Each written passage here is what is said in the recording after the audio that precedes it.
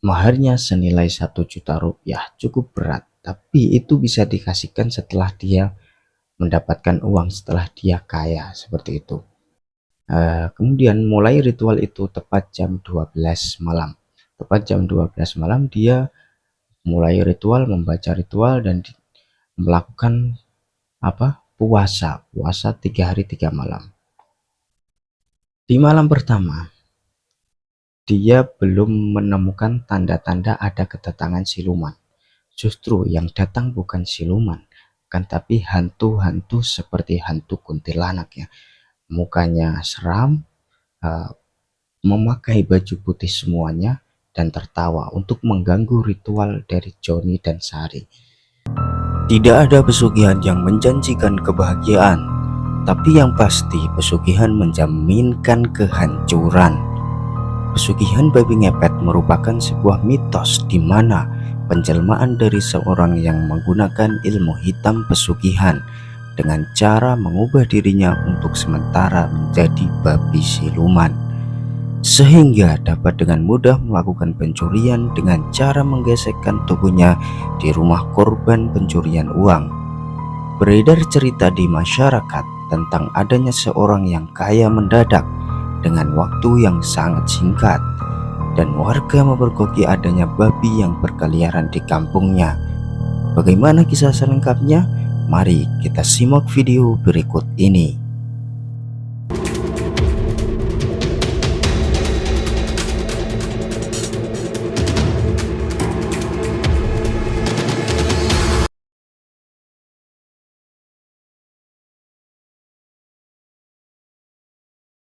Halo, assalamualaikum warahmatullahi wabarakatuh. Jumpa lagi dengan saya Gus Pur ya. Di season kali ini saya akan menceritakan lagi sebuah pengalaman kisah nyata di mana ada seorang yang melakukan pesugihan menggunakan babi ngepet. Jadi dia itu berubah menjadi seekor babi yang mengepet uang tetangga-tetangganya.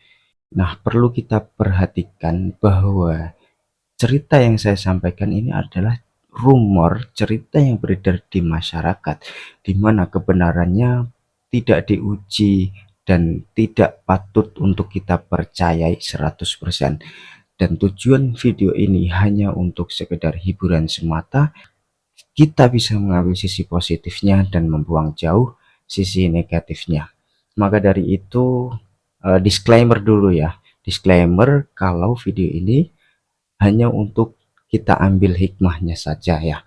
Baiklah, berawal cerita ini di tahun 2002 ya, tepatnya 2002 di salah satu tempat daerah Jawa Timur.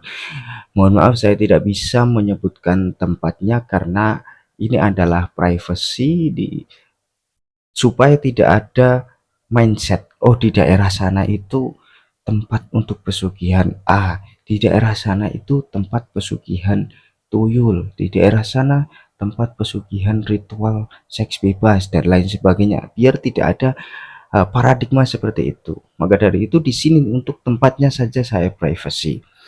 Dan ini cerita dilakukan oleh sepasang suami istri, sebut saja untuk suaminya namanya Pak Joni dan untuk istrinya namanya Mbak Sari. Jadi Mbak Sari dan Pak Joni, Mas Joni ya, sebut saja Mas Joni, ini sudah memiliki anak-anak, dua anak yang anak pertama sudah besar saat itu, sudah SMA, dan anak yang kedua masih SD ya.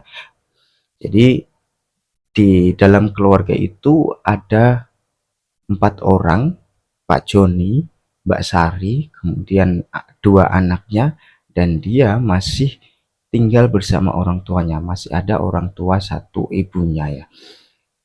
Dan saat itu ibunya itu sedang sakit keras sehingga Pak Joni dia menghidupi keluarganya dan ibunya. Untuk pekerjaan Pak Joni ini petani desa, buruh ya, bukan petani. Kalau petani itu kan memiliki sawah, kemudian dia menggarap sawahnya sendiri. Tapi untuk Pak Joni ini dia buruh petani ya.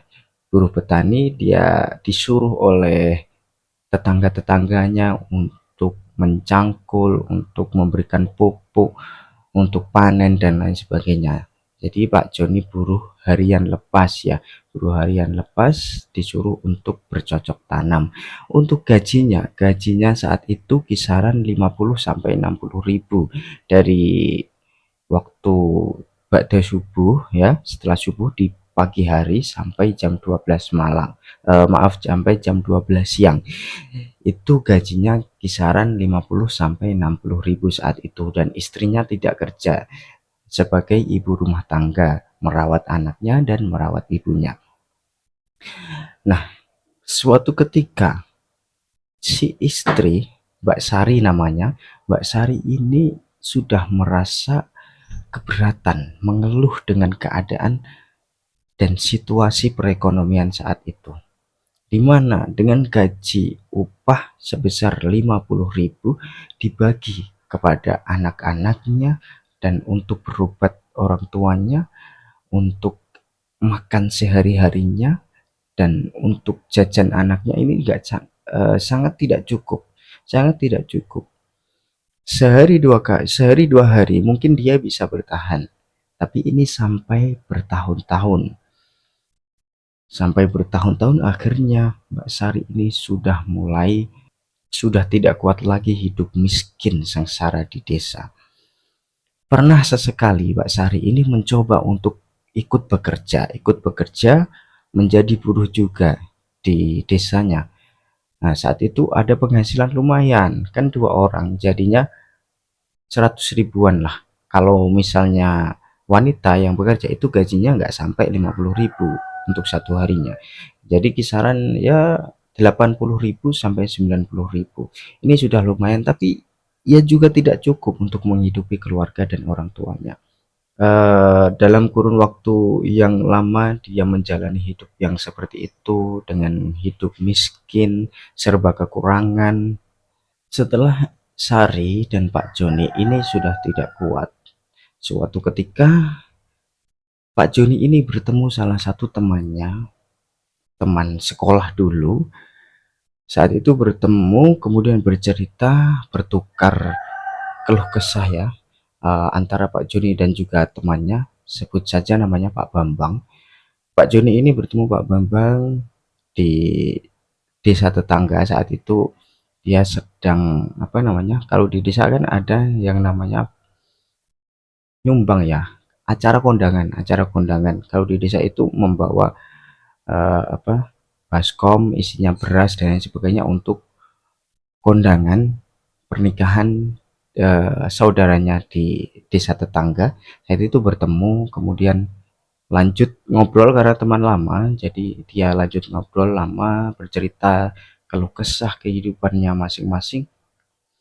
Akhirnya Pak Joni ini cerita, ini saya menghidupi orang tua saya, kemudian kedua anak saya, istri saya sudah tidak betah hidup miskin, gaji harian pun nggak cukup, boro-boro cukup, justru kekurangan, sangat kekurangan. Dia pinjam sana sini, pinjam tetangga, sampai apa, mukanya itu mau ditutupi apa saking malunya. Banyak hutang di mana-mana, di toko sana, toko B, toko C. Dia memiliki hutang yang banyak. Dulu tidak ada koperasi-koperasi yang kayak sekarang. Kalau sekarang kan banyak koperasi-koperasi itu. Jadi dia dulu utangnya ke tetangga-tetangganya, ke juragannya. Pokoknya orang kaya di tetangganya, hampir satu wilayah itu, satu kompleks, dia memiliki hutang kepada mereka. Kemudian temannya itu memberikan, Pak Bambang itu memberikan solusi, tapi solusinya solusi hitam, solusi yang tidak pantas untuk kita tiru, yaitu melakukan sebuah pesugihan. Dia itu mengatakan, kalau kamu pengen merubah nasib, merubah kehidupanmu yang miskin seperti ini menjadi kaya raya, mudah saja, ada cara. Dengan cara berziarah, kata Bambang ini, dengan cara berziarah ke makam salah satu wali, katanya, ke makam salah satu wali yang ada di pegunungan Jawa Timur. Saya tidak bisa menyebutkan tempatnya mana, yang penting berada di Jawa Timur lokasinya. Kemudian setelah dia dikasih tahu Kemudian Pak Joni langsung bertanya, bagaimana caranya? Bagaimana langkah yang harus saya lakukan? Kamu ke sana menemui dukunnya itu, kemudian kamu cari tahu ritual apa yang harus saya jalani untuk menjalani prosesi pesugihan ini. Dan kata Bambang, pesugihan ini tidak memakan korban sama sekali, tidak membutuhkan tumbal, hanya saja nanti tumbalnya itu hewan-hewanan, nggak ada tumbal manusia. Itu kata Bambang. Berbeda ketika sudah dilakukan. Ya nanti saya ceritakan. Ini kita cerita dulu dari awal. Runtutnya Pak Joni ini proses perjalanan memutuskan apakah dia akan menjalani ritual pesugihan ini atau tidak. Kemudian Bambang ini tanya lagi, di mana lokasinya? Bisa kamu antar? Seperti itu. Kemudian Bambang menjawab, ya saya tahu lokasinya dan saya bisa mengantarkan kamu. Nanti ketika kamu sudah berhasil melakukan ritual itu, melakukan amalan-amalan, nanti kamu bisa menjadi orang terkaya di desa kamu. Sekarang coba sebut, siapa orang terkaya yang ada di desa kamu? Kemudian Pak Joni menjawab, si A. Nah, kekayaannya itu bisa kamu lampaui, bisa kamu tandingi dalam waktu gak cukup lama. Cukup 1 tahun saja kamu bisa menandingi dia. Masa seperti itu ya? Kata Joni, masa bisa? Bambang menekankan lagi, bisa. Kalau kamu memang benar-benar menjalani ritualnya, pasti kamu bisa. Kalau misalnya nanti tidak bisa, temui saya dan saya akan bertanggung jawab, kata Bambang ya. Nggak tahu ini Bambang mendapatkan komisi dari dukunnya atau gimana, karena dia menjadi marketing, menjadi promotion ya, yang mempromosikan ritual gaib ini, ritual sesat ini, yang mempromosikan adalah Bambang. Kemudian Bambang keesokan harinya langsung mengantarkan si Joni. Tapi sebelum itu Bambang menekankan lagi, apakah kamu siap dengan segala resiko-resikonya? Kamu pertimbangkan dulu dengan istri kamu, apakah istri kamu itu mau menjalani ritual ini atau tidak? Karena ini harus dua-duanya harus ikut serta, dua-duanya harus saling mendukung.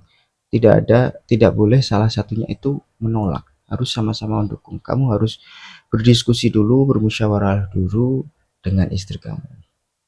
Setelah nanti kamu bermusyawarah, nanti hubungi saya.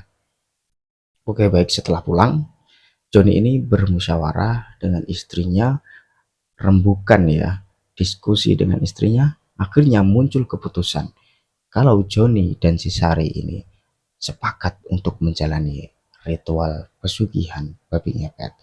Kemudian keesokan harinya, Joni dan Sari mendatangi rumah Bambang, dan tepat di hari itu juga Bambang langsung mengajak ke rumah juru kuncennya. Kemudian saat bertemu dengan juru kuncennya langsung memprediksi, saya tahu kamu datang ke sini tujuan kamu apa. Tentunya untuk mencari pesugihan, untuk menjadi orang terkaya di daerah kamu. Si Joni, kok bisa tahu ya apa yang ada di pikiran saya dan tujuan saya? Kemudian juru kuncennya bertanya kepada Joni, apakah kamu memang benar-benar siap untuk menjalani ritual nanti di gunung sana? Tanpa berpikir panjang, Joni langsung mengiyakan, iya saya siap. Saya siap menjalani apa yang nanti jadi ritualnya. Kemudian Joni bertanya, syarat apa saja yang harus saya persiapkan? Langkahnya bagaimana? Mantranya apa saja? Bacaan yang saya baca nanti apa saja di sana? Juru kuncinya jawab, jangan terburu-buru dulu. Kamu harus menata niat kamu dulu.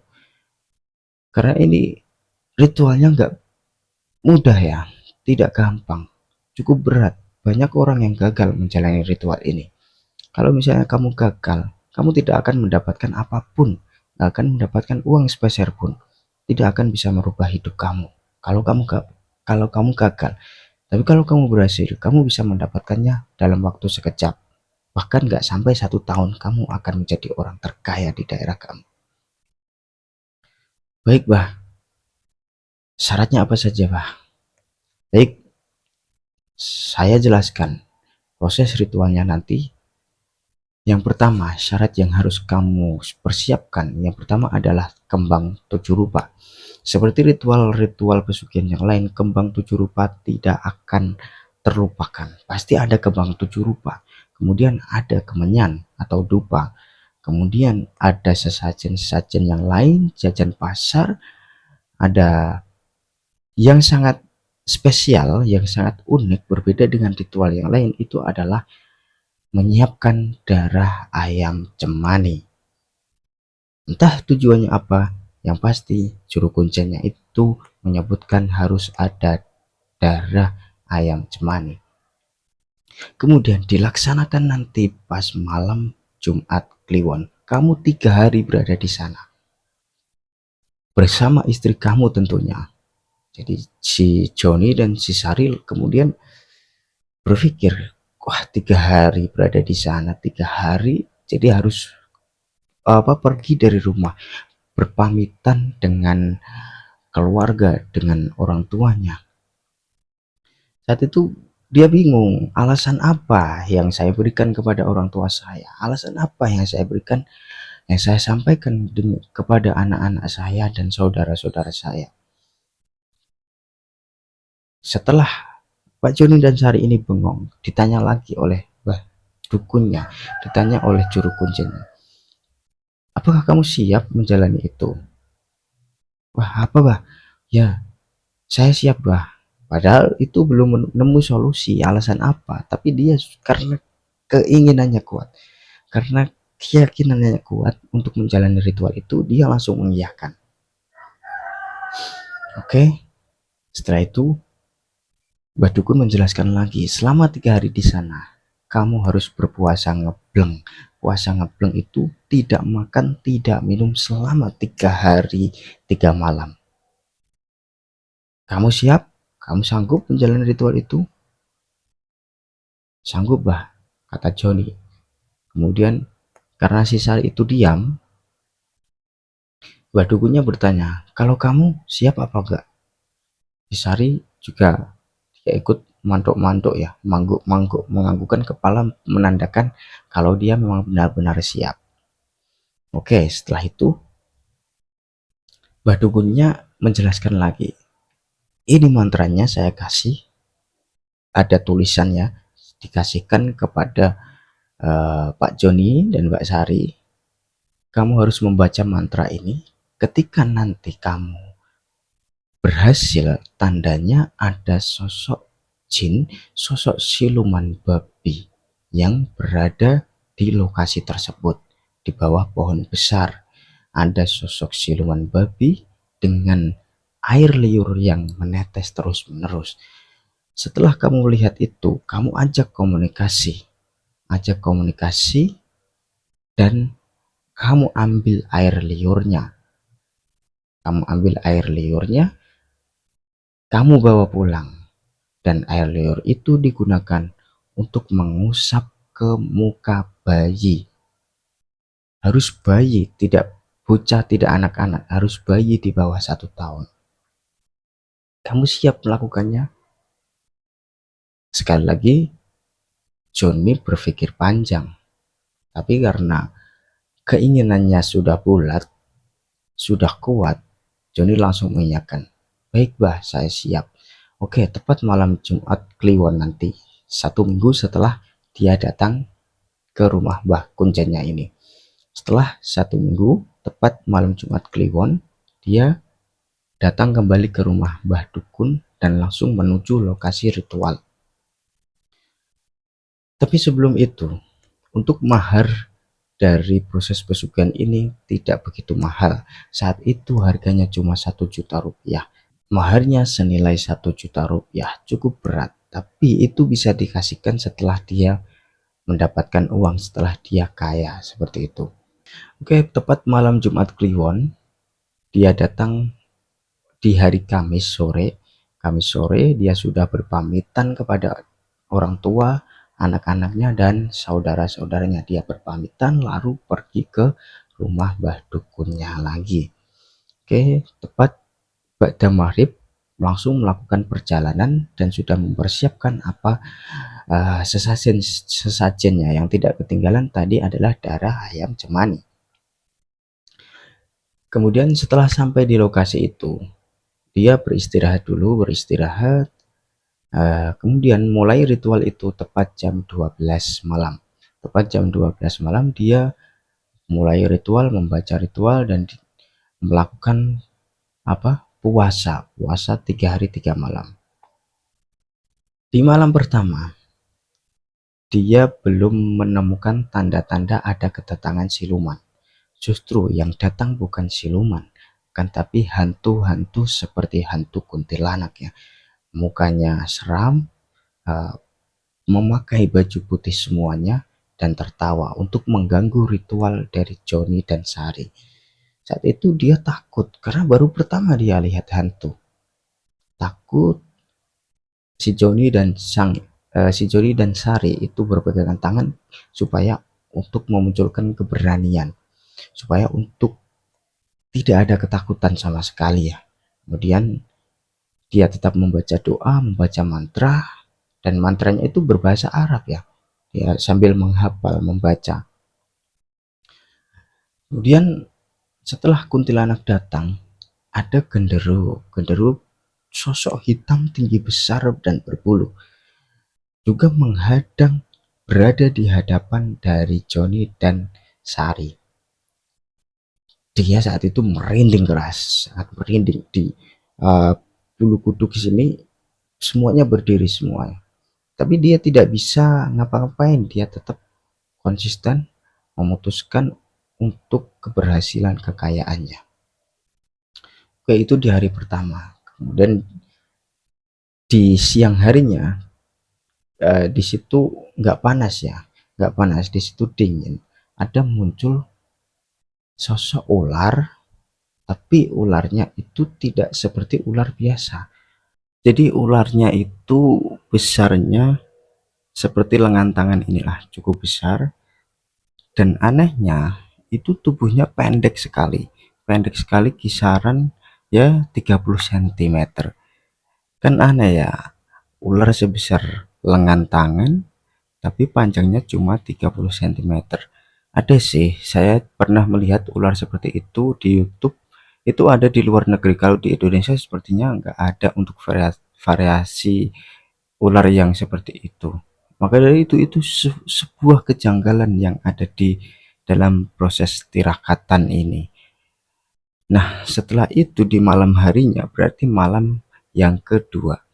Malam yang kedua dia melihat ada sosok pocong yang sedang bersandar di pohon besar, tapi nggak dekat, agak jauh.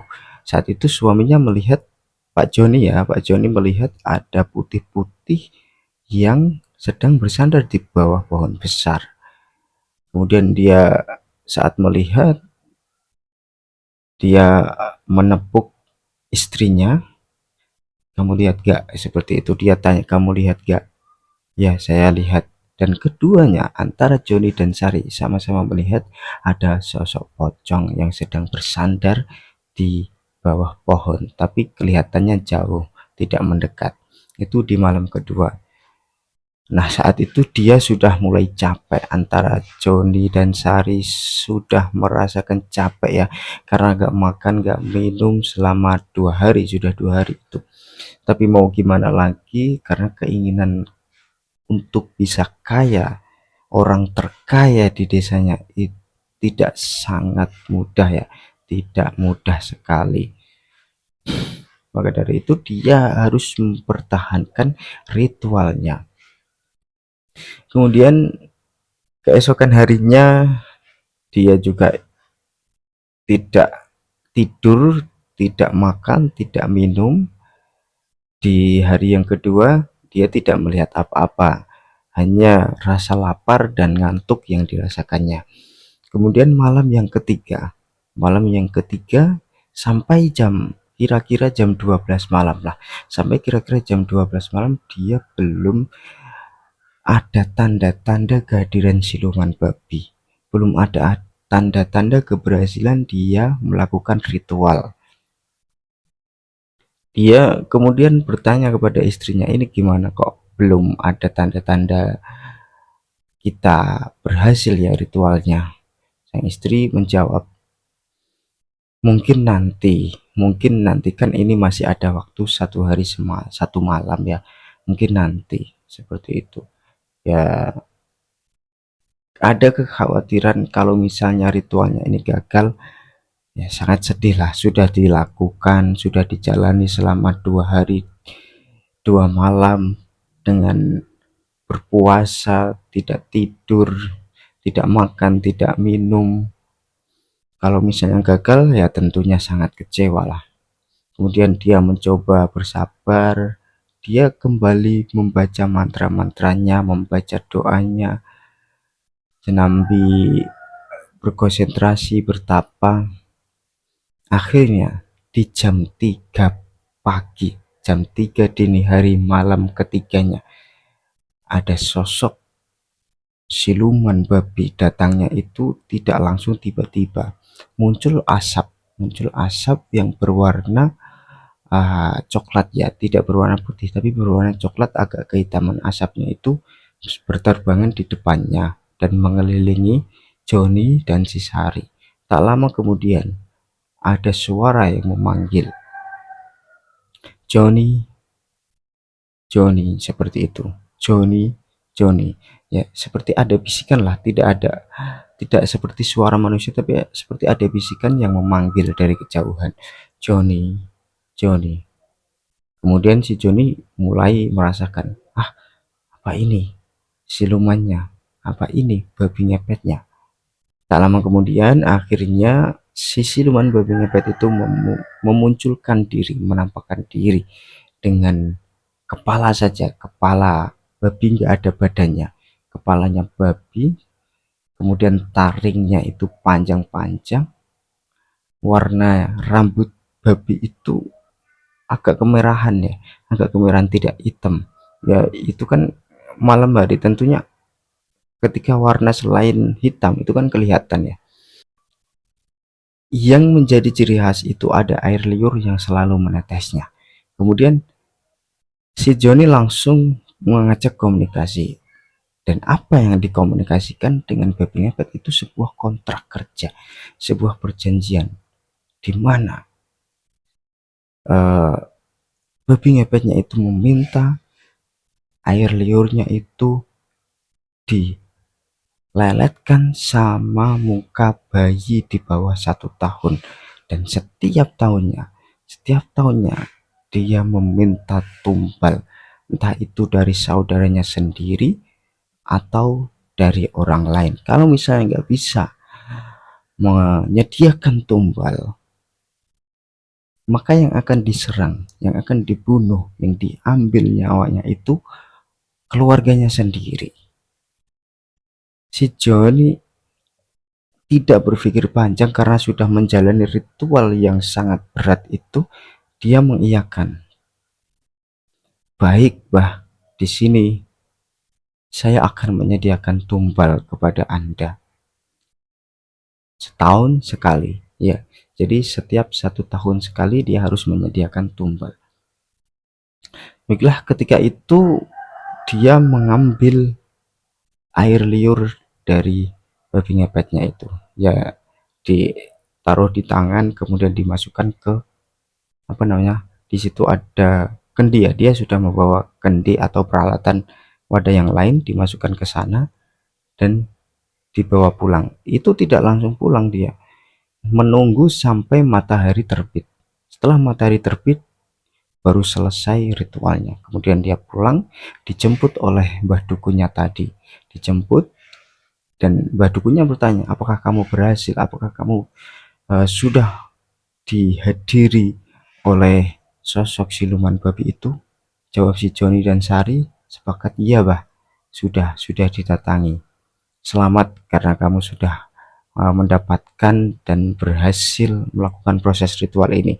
Jangan lupa nanti untuk mencari uangnya setiap malam Jumat ya. 1 minggu sekali, jangan setiap hari. Selama 1 minggu sekali kamu baca mantra, kemudian lilinnya dihidupkan, istri kamu jaga lilin, dan kamu yang keluar dengan cara menggesek-gesekkan tubuh kamu yang sudah berubah menjadi babi itu ke rumah, di mana rumah tersebut adalah rumah orang kaya raya yang menjadi target kamu. Bisa difahami? Bisa bah, bisa, saya sudah paham. Nanti mantranya tinggal kamu baca, secara otomatis nanti kamu akan berubah wujud menjadi babi ngepet. Oke, setelah pulang dia menunggu waktu malam Jumat, dan saat malam Jumat dia menyiapkan proses ritual, entah itu sesajen, kembang, dan lain sebagainya untuk dijadikan ritual. Kemudian dia membaca mantra, secara otomatis dia akan berubah menjadi babi ngepet, dan istrinya menyalakan lilin, menunggui lilinnya supaya tidak mati seperti itu. Kemudian di malam Jumat yang pertama dia keliling di desanya, dan tak heran lagi, dalam satu malam dia mendapatkan uang senilai 10 juta rupiah hanya dengan satu malam saja. Satu malam 10 juta. Bayangkan, coba kalian hitung selama 1 bulan. 1 bulan ada 4 minggu. 10 juta kali 4, 40 juta. Ya setara gaji manajer ataupun yang memiliki pangkat tinggi. Dan untuk mengelabui masyarakat, dia melakukan membuka usaha warung di rumahnya dengan harga yang super murah, yang sangat murah, sehingga banyak orang beramai-ramai datang di warungnya itu, supaya tidak ada yang berpikiran kalau si Joni ini mengambil pesugihan. Akhirnya setelah membuka warung itu, warungnya sangat ramai sekali. Setiap hari warungnya ada yang datang itu kisaran 100 orang. Tapi dia nggak ambil untung dari warungnya itu. Dia jual sangat murah sekali. Jauh di bawah harga pasaran. Maka dari itu warungnya sangat ramai pengunjung. Dan tujuannya bukan untuk mencari untung, tapi untuk mengelabui masyarakat supaya tidak ada pandangan kalau Joni ini mengambil pesugihan.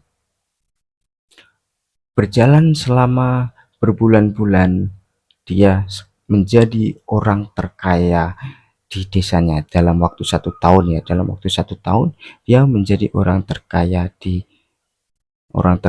desanya. Dan tepat 1 tahun dia didatangi oleh siluman babinya itu dan menagih janji mana tumbalnya.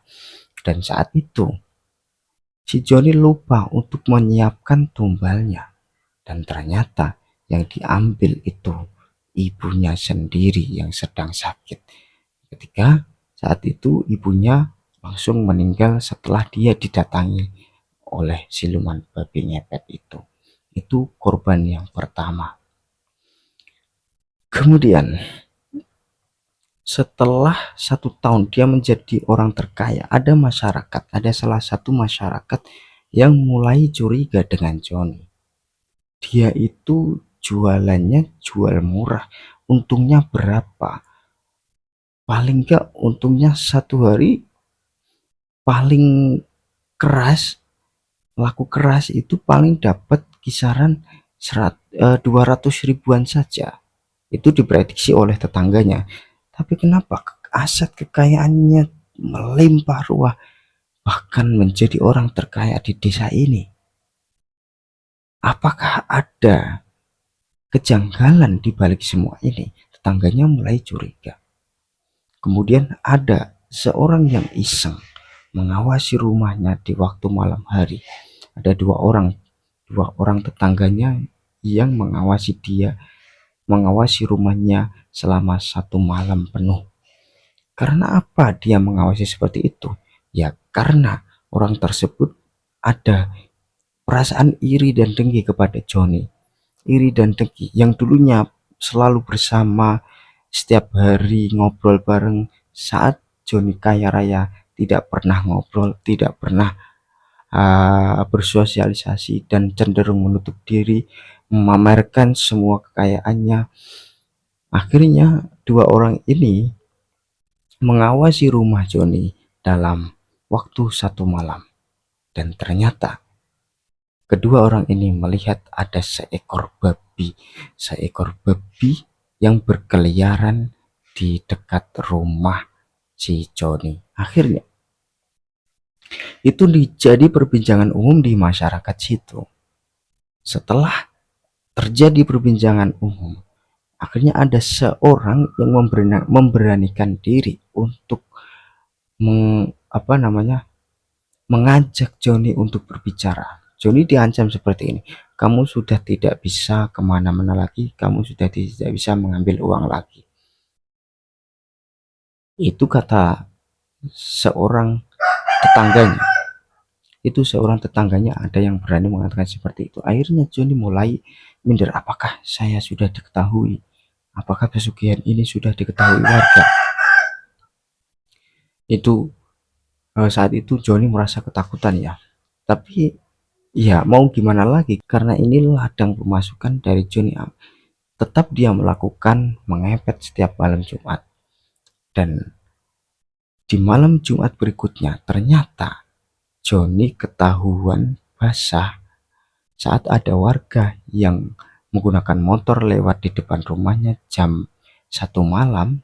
Tetangganya ini melihat ada seekor babi yang keluar dari rumah Joni. Akhirnya Joni itu kan saat itu menjaga lilin ya, istrinya menjaga lilin, lilinnya itu mau mapit katanya, mapit. Kemudian si Joni langsung putar balik gak jadi keluar, dia masuk lagi, dan istrinya buru-buru meniup api lilinnya, dan secara otomatis wujud dari babi ngepet berubah menjadi Pak Joni lagi. Kemudian suatu ketika warga mulai curiga, sangat curiga keras, dan muncul pemikiran untuk menangkap si Joni saat berubah bentuk menjadi babi ngepet. Dan saat itu ada beberapa warga yang berkumpul dan berjaga di waktu malam hari, ditempatkan di beberapa titik di sekitar rumah Joni tepat di waktu malam Jumat.